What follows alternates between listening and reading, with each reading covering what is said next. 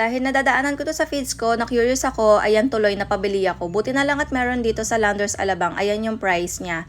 Napabili na rin ako pati yung regular hotdog nila. Pagkatapos namin mag-Landers, dito kami dumaretso sa Alabang Town Center at sakto na opening pala ng Anko ngayon. Naisipan kong pumasok para i-check kung ano bang meron sa loob at ito na nga yung una kong nakita, school supplies at mga markers na makukulay. Since si Chantel ay mahilig mag-drawing at mag-colors. Dahil ang anak ko ay babae kaya puro sa kids section ako pumunta.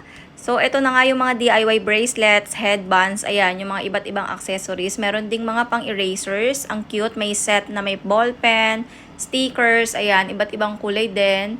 And then, ito yung pinaka nagustuhan ko sa lahat. Ito sana yung bibiling ko kay Chantel, kaya lang, medyo mahaba yung pila sa counter, tsaka meron akong kasamang mainipin, so better luck next time. Nakita ko rin tong ang gaganda ng kulay, ayan, pang cooking, pang baking, 60 pesos lang. Yung tong hindi ko nakita kung magkano siya.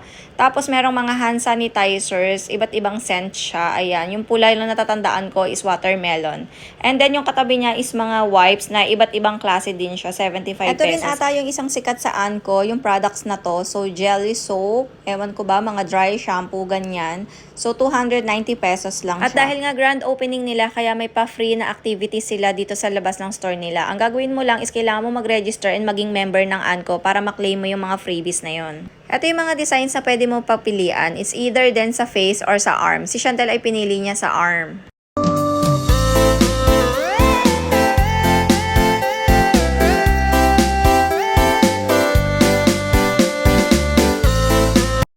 Once member ka na at meron ka ng bracelet, pwede mo nang i-avail tong mga paint na to. Sa mami, merong pang nails. Ayan, lalagyan ka nila ng mga fake nails. Kayo na bahala kung anong gusto nyong design. Ayan o, may iba't ibang klase. Tapos bata matanda, pwede ring mag-colors. Ayan. So, basta may bracelet ka, kahit ano gusto mong gawin, gawin mo na. Kasi libre naman. Pati yung sign up o member nila, libre lang din naman yon.